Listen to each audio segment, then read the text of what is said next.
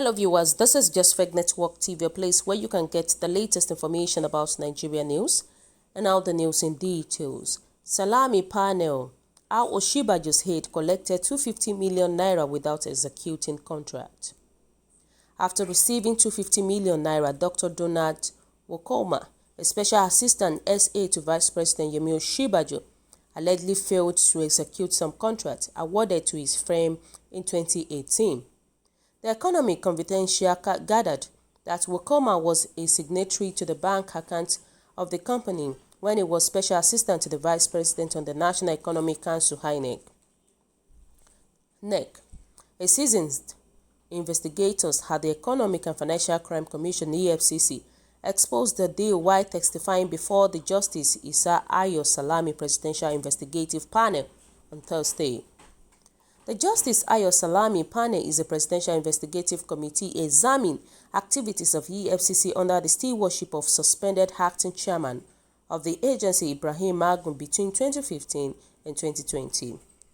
The anti-corruption operative, whose name is withheld for security reasons, alleged that several contracts were awarded without execution and payments were made to the companies under Presidential Amnesty Program.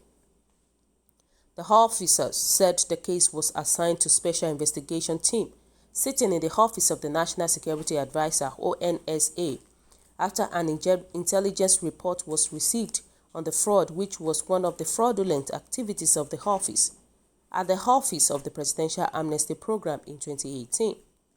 But upon investigation, it was revealed that Damije Integrated Services was awarded a contract worth about 98 million naira, and a similar contract was awarded to another company named Aide Technology Limited at the same amount of 98 million naira.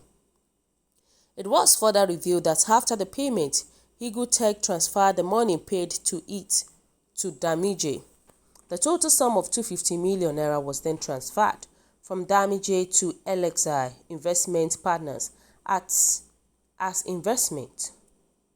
In the course of the investigation, it was discovered that Donald Wokoma, an SA to the Vice President, was the sole signatory to the account of Damije, and he, his wife, and his son were the stakeholders of the company, the operatives disclosed. He then added that Wokoma was invited to the commission, and after his initial statement was recorded, the chairman was briefed and he requested for a written brief on the involvement of Wokoma and that he needed to inform the Vice President. He left for the villa to the VP's office, and up until about 11 p.m. there was no communications from him. The EFCC investigators told the panel that Wokoma was detained and subsequently released on the instructions of the chairman. Adding to him, Wokoma's regular and diplomatic passport were retained but were later released to Wokoma on the directives of the chairman.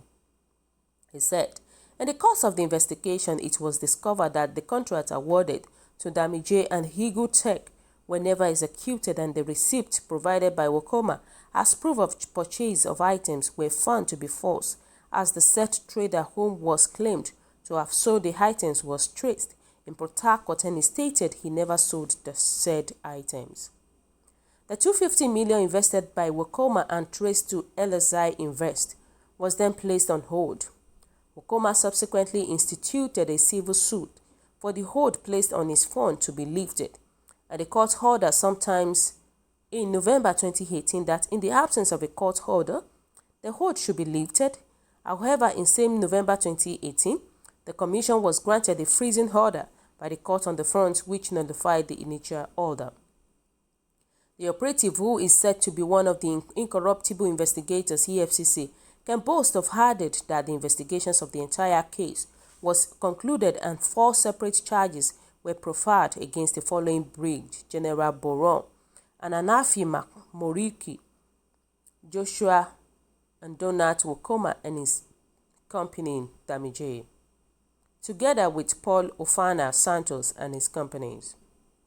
According to the EFCC personnel, the 4 charges were then taken to the chairman after perusals, and the chairman directed that the name of Donald Wokoma be removed from the charge and only his companies be charged while all other charges be filed as well. Shortly after, some of the officers investigating the case were transferred for being stumbling block of the soft landing intended to be given to Donald Wokoma. It was later gathered that the chairman directed and that no one should look for Donald or any of his family members, since it was only Damije that was charged.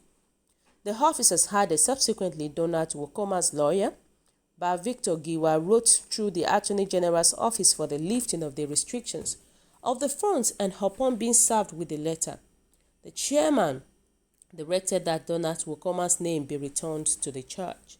The charge was subsequently amended and served on Donald Wokoma. Giwa also wrote directly to the chairman requesting again for the restrictions on the funds to be lifted. The arraignment of Donald Wokoma is, however, pending, as the matter is slated for sometime in September 2020. Well, so viewers, what do you think about this? What is your own take? The reality is that corruption cannot even leave our Nigerian leaders, and that is just the fact about it. It is in their blood. So whether we like it or not, it is in their blood. You can imagine what has been said. They said Buhari's aide collected a huge amount of money. 250 million naira is not a small money at all. And he collected it purposely for a contract. And after collecting, he couldn't even execute any contract. This is exactly what our leaders do. I'm telling you, Nigerian leaders, they are now robbers. They rob our economy like anything. They rob it the way they want. And that is the reason why our economy is not growing at all. That is the reason why poverty keeps increasing in the country. I'm telling you the truth. When are we gonna be over with this problem of corrupting, looting money here and there? And it is not only Osinbajo'S head. Many of them like that. That is exactly what they do. But the reality is that the truth will be revealed. It will definitely be revealed the way things are going on right now. But may God help us. You know, people were saying that Magbo's situation has become the case of robbed Peter to pay Paul. Market money for election. They said the man of integrity was brought in to be disgraced. If he is not careful, that is what will happen. The truth will be revealed the way things are going on. They said, wow, I don't really understand what is going on. At the Justice Ayo Salami Presidential Injustice Panel, I was of the opinion that it was specifically set up to investigate the activities of Ibrahim Magu. It is well. You know, this Nigerian politics, trust me, it can be a setup, whether we like it or not. But may God help us. So viewers, what do you think about this? What is your own take? The comment is highly appreciated. Kindly drop your comment in the comment section below. For those who subscribe, we want to say a very big thank you to you for subscribing. We say God bless you.